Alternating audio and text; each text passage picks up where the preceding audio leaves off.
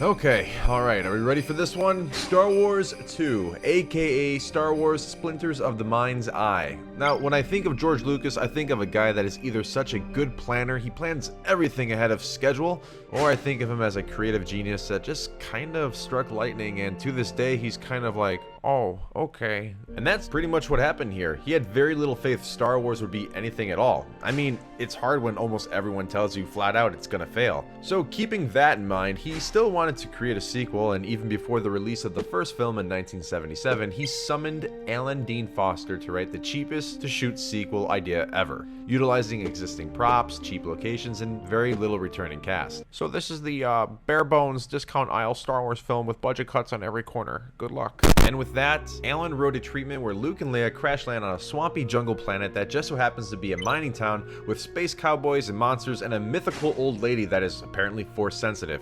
She tells them that they must aid her on a quest to find the Kyber crystals, which is like a crystal that magnifies and focuses the force. So Luke is like, well, okay, let's do this. Then they get caught, Vader's called in, they escape, then they're confronted and cornered by Vader, and well, Luke is trapped under a rock at one point, so Leia picks up the lightsaber and fights Vader, but she gets chopped down fairly quick. So then Luke eventually breaks out with some help and fights Vader until he chops off his arm. Then Vader, get this now, Vader then trips over his own arm and falls down a huge hole. Then Luke uses the crystal to heal Leia. Then they tease the fact that maybe Vader is possibly still alive, wink wink Star Wars 3, and they fly away.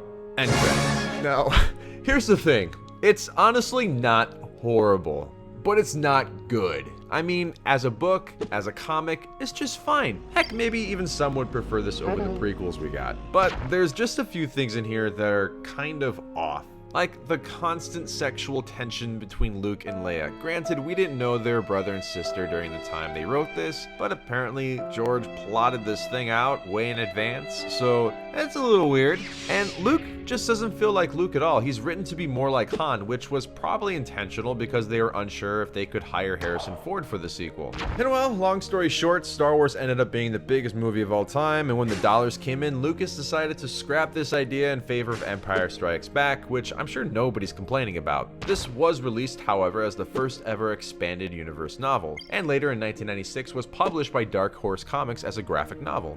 So if you want to get your hands on this and read it in more detail than I actually gave you, I actually do recommend it. It's not that bad. But that is how the original Star Wars sequel was unfortunately, or fortunately, scrapped. And that is all I have for you guys today. Thank you so much for watching this scrap bit on the Splinter of the Mind's Eye. Special thanks to Robbie for recommending this idea. We are now just one day closer to a new Star Wars movie as our holiday countdown to Rogue One continues. Merry Christmas and Happy Holidays. My name is Chris and you have just been Chris Cross. Peace out, guys.